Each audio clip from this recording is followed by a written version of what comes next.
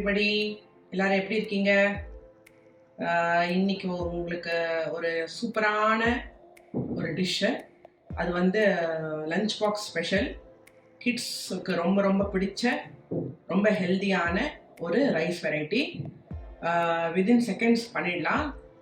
Lunch பாக்ஸ்க்கு அது ஊற ஊற நல்லா இருக்கும். ஸோ நீங்கள் மார்னிங் நீங்கள் டிஃபன் பாக்ஸில் கொடுத்தீங்கன்னா மதியானம் சாப்பிடும் போது நல்லா சூப்பராக இருக்கும். அது என்ன டிஷ்ஷுங்கிறது இப்போ பார்க்கலாம்.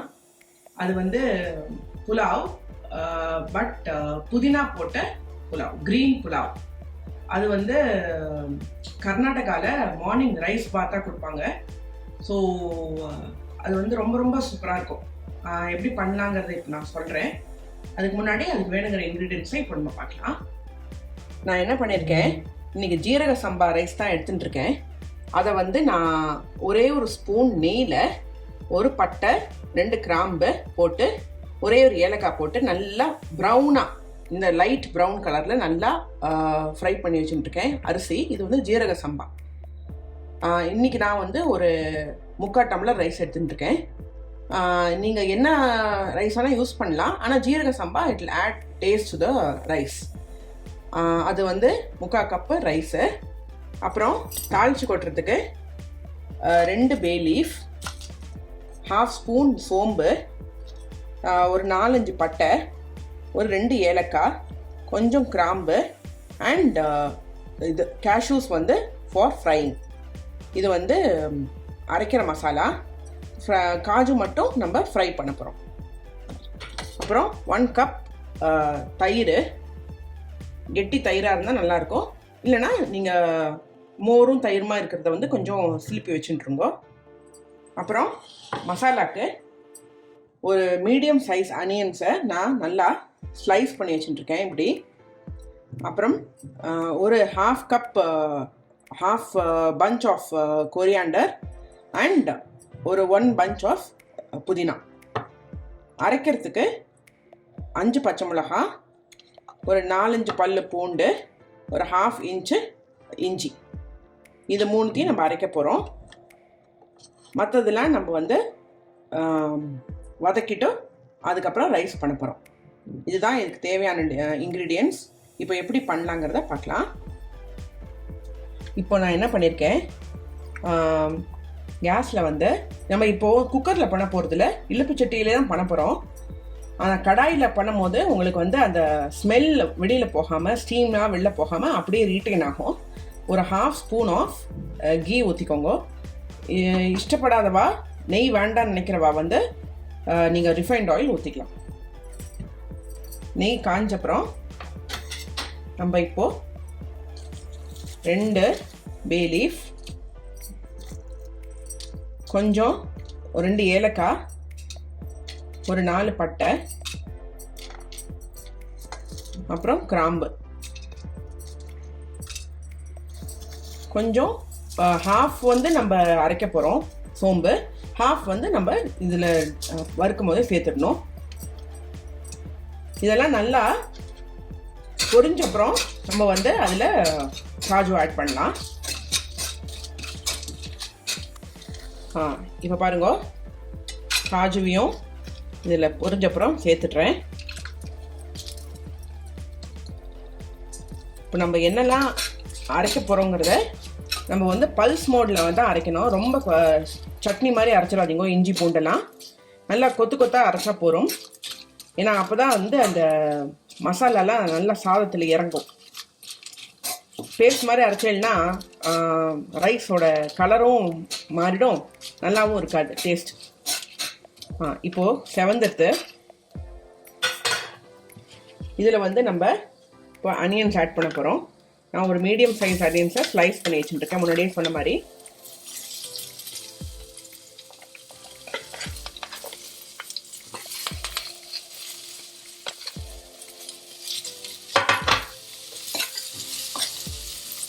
இதுக்கு நிறைய எண்ணெயெல்லாம் செலவாகாது. அப்படி சப்போஸ் நீங்கள் வளர்கிற குழந்தைகள் அவளுக்கு அது மாதிரி பண்ணி தரதா இருந்தானா நீங்கள் இந்த ஸ்டேஜில் நான் ஒரு 1/2 ஸ்பூன் ஊற்றினேன் இல்லையா நெய்யே, நீங்கள் ஒரு டேபிள் ஸ்பூனே ஊற்றிக்கலாம். நான் ஒரு 1/2 டீஸ்பூன் ஊற்றி தான் அரிசி வேறு வறுத்து வச்சுட்டுருக்கேன். ஸோ ஸோ இந்த மசாலா ரொம்ப நெய் ஊற்றினாலும் அது அப்படியே திகட்டும், அது நல்லா இருக்காது. நான் சொல்கிற மெஷர்மெண்ட் நீங்கள் பண்ணி பார்த்தீங்கன்னா ஃபஸ்ட் கிளாஸாக வரும் டிஷ்ஷு. வெங்காயம் நல்லா டிரான்ஸ்பரண்ட்டாக வதங்கணும். வதங்கின அப்புறம் பார்க்கலாம். இப்போ அரைக்கிறதுக்கு என்னெல்லாம் வேணுங்கிறத பார்க்கலாம். 5 பச்சை மிளகா, அப்புறம் ஒரு 4-5 பல்லு பூண்டு. நான் சொல்கிறது இப்போ எல்லாமே வந்து 3/4 டம்ளர் அரிசிக்கு. நீங்கள் அரிசி ஜாஸ்தி எடுத்தீங்கன்னா அதுக்கேற்ற மாதிரி இதை இன்க்ரீஸ் பண்ணிக்கோங்க. ஒரு துண்டு இஞ்சி அண்ட் ஒரு 1/2 பஞ்ச் கொத்தமல்லி, அதையும் அரைச்சிட போகிறோம். நல்ல தண்டு இருக்கிறதா எடுத்துக்கோங்க, ஸோ நல்லா வாசனை வரும். அப்புறம் பாதி புதினாவை நம்ம அரைக்கும் போது சேர்த்துற போகிறோம், பாதி வந்து நம்ம வதக்கும் போது போட போகிறோம் ஒரு பஞ்சில். அப்புறம் 1/2 ஸ்பூன் சோம்பு, அதையும் நம்ம சேர்த்து குறப்பாக இப்போ அரைக்க போகிறோம். தண்ணி ஊற்றாமல் அரைங்கோ, பல்ஸ் மோடில் தண்ணி ஊற்றாமல் அரைங்க. அரைச்சப்புறம் பார்க்கலாம். இப்போ பாருங்க, இது பாதி வதங்கிடுது. இப்போது மீதி இருக்கிற கொஞ்சம் 1/2 பஞ்ச் வச்சுருக்கோம் இல்லையா புதினா, அதையுமே இதில் சேர்த்துருங்கோ. புதினா வந்து ரிச் இன் அயன், எல்லாருக்கும் தெரியும். அதை எந்தெல்லாம் விதத்தில் நம்ம சேர்க்க முடியுமோ குழந்தைங்களுக்கு, பெரியவாளுக்கு கூட, ஹேர் நிறைய லாஸ் ஆகிறவாளுக்கு கூட புதினா சாப்பிட்டா நல்லா உங்களுக்கு இன்டேக், நீங்கள் எவ்வளோக்கு எவ்வளோ நல்லது எடுத்துக்கிறீங்களோ அவ்வளோக்கு அவ்வளோ உங்கள் உடம்புக்கே நல்லது. ஹேருக்கு எஸ்பெஷலி அயன் கண்டென்ட் நிறைய தேவை. ஸோ இது மாதிரி பாலக்கு, அப்படி இல்லைன்னா புதினா, அந்த மாதிரி கொரியாண்டர், அது கூட நீங்கள் வந்து சேர்த்து ஆக்சுவலாக உள்ளே எடுத்துனீங்கன்னா நல்லது உடம்புக்கு. இப்போது இது வதங்கிடுத்து. இப்போ வந்து ஒரு 1/2 கப் நம்ம தயிர் எடுத்து வச்சுருக்கோம் இல்லையா, அதை இதில் ஊற்றிடுங்க.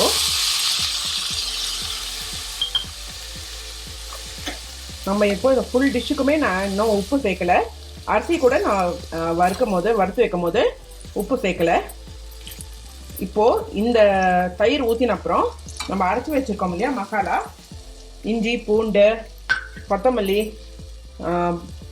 பச்சை மிளகா, ஒரு 1/2 ஸ்பூன் சோம்பு, அதாத்தையும் அழகாக இப்படி குறப்பாக அரைச்சிருக்கேன் பாருங்க. பல்ஸ் மோடு தான் அரைச்சிருக்கேன், நாட் இது 1 2 3 அது இது போட்டுறாதீங்க. அது போட்டேன்னா உங்களுக்கு மையாக அரைஞ்சிடும், அது நல்லா இருக்காது. இந்த மாதிரி குறப்பாக அரைச்சிட்டு அதையும் இதோட சேர்த்துடலாம்.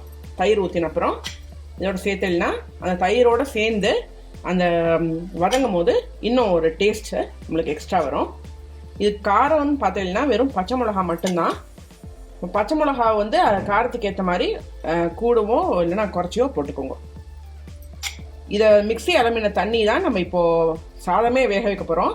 அதனால் மிக்ஸியை அலம்பி வச்சுக்கோங்க ரெடியாக. இதை வேஸ்ட் பண்ண வேண்டாம். இப்போ பாருங்க, நம்ம போட்ட மசாலா தயிரோட பாதி மாய்ஸ்சர் வந்து நம்ம அழகாக அது உறிஞ்சின்ட்டு அந்த மசாலா. இப்போது இந்த ஸ்டேஜில் தான் நம்ம உப்பு ஆட் பண்ண போகிறோம் ஃபார் த ஹோல் டிஷ்ஷு. நான் இன்றைக்கி 3/4 டம்ளர் அரிசி எடுத்துக்கிறதுனால ஒரு 1 ஹீப் ஸ்பூன் ஆஃப் உப்பு போட்டிருக்கேன். பார்த்து போட்டுக்கலாம், ஏன்னா வேறு எதுவுமே இல்லை இதில் தாங்கிறதுக்கு. இதையும் நல்லா வதக்கிட்டு ஒரு 2 செகண்ட்ஸ் வதக்கிட்டு இப்போ நீங்கள் மிக்ஸி அலுமினிய தண்ணி இருக்கு இல்லையா, அது இப்போ நான் வந்து இன்னைக்கு 3/4 டம்ளர் அரிசி எடுத்துருக்கேன் இல்லையா, அதனால் 1.5 டம்ளர் தண்ணி ஊற்றுறேன். இந்த டம்ளரால் தான் நான் அரிசி எடுத்தேன், இதே டம்ளரால் 1.5 டம்ளர் தண்ணி ஊற்றப்போகிறோம். டைரெக்டாக நம்ம குக்கரில் பண்ணுறதுக்கும் இதுக்கும் என்ன வித்தியாசம்னா, உங்களுக்கு கொஞ்சம் எக்ஸ்ட்ரா தண்ணி இதுக்கு செலவாகும். ஏன்னா நம்ம ஸ்டீமாக அது வெளியில் போகலை இல்லையா, ஸோ ரைஸோட டேஸ்ட்டும் நிறைய இருக்கும். ஒரு தண்ணியோட அளவு வந்து ஒரு நீங்கள் 1 டம்ளர் அரிசிக்கு 2 டம்ளர் தண்ணி ஊற்றுறேன் அப்படின்னா நீங்கள் வந்து அதை 2.5 கூட ஊற்றலாம். இது ரொம்ப ஒத்தையாக இருந்தாலும் மத்தியானம் லஞ்ச் பாக்ஸ்க்கு அது பாவம் குழந்தைங்களுக்கு தொண்டையில் பிடிக்கும்.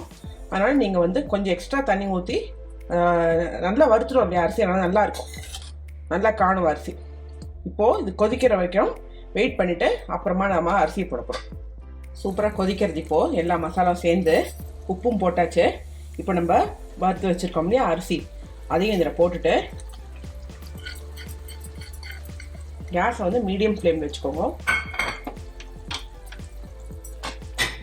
ஒரு நல்ல இலக்கிட்டு ஒரு டைட் மூடி போட்டு மூடி வச்சுருங்கோ.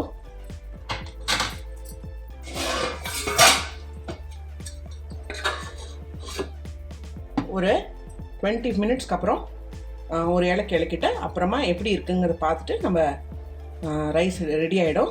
அப்புறமா பார்க்கலாம். ஒரு 20 மினிட்ஸ் ஆகிடுது. நடுவில் ஒரு வாட்டி நான் இலக்கி கொடுத்துருக்கேன். இப்போது சூப்பராக எல்லா தண்ணி அழகாக வற்றி நம்ம ஊற்றின தண்ணியெல்லாம் அழகாக அப்சார்ப் பண்ணி சூப்பராக ரெடி ஆகிடுது.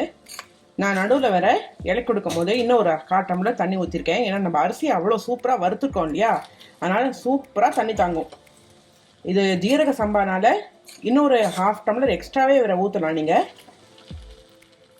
நம்ம டைரெக்டாக வேறு பண்ணுறோம். ஸோ சூப்பராக ரெடி ஆகிடுது. கொஞ்சம் உழப்பு விடுறதுக்கு மட்டும் வைக்கணும். இதுக்கு மேலாக கொஞ்சோண்டு நான் கொத்தமல்லியும் புதினாவையும் நறுக்கி வச்சுட்டுருக்கேன். அதை போட்டு கார்னிஷ் பண்ணிவிட்டு சர்வ் பண்ணுறதுக்கு ரெடி ஆகிடும். சுவையான டேஸ்டியான புதினா புலாவ் ஆர் க்ரீன் புலாவ். இது புதினாவும் கொத்தமல்லியும் சேர்த்ததால நமக்கு புதினா அண்ட் க்ரீன் புலாவும் சொல்லலாம். இதுக்கு ஃபஸ்ட் கிளாஸான லஞ்ச் பாக்ஸ் டிஷ்ஷு. எல்லோரும் ஆர்டர் பண்ணி பாருங்கோ. எப்படி இருக்குங்கிற ஃபீட்பேக்கை கண்டிப்பாக எங்களுக்கு எழுதுங்கோ. எங்கள் சேனலை சப்ஸ்கிரைப் பண்ணுறதுக்கு ரொம்ப ரொம்ப தேங்க்ஸ். பண்ணாதவா தயவு செஞ்சு சப்ஸ்கிரைப் பண்ணிவிட்டு பார்த்துடலாம். எங்களோட எல்லா அப்டேட்ஸும் இதுவும் வரும், உங்களுக்கு வந்துகிட்டே இருக்கும்.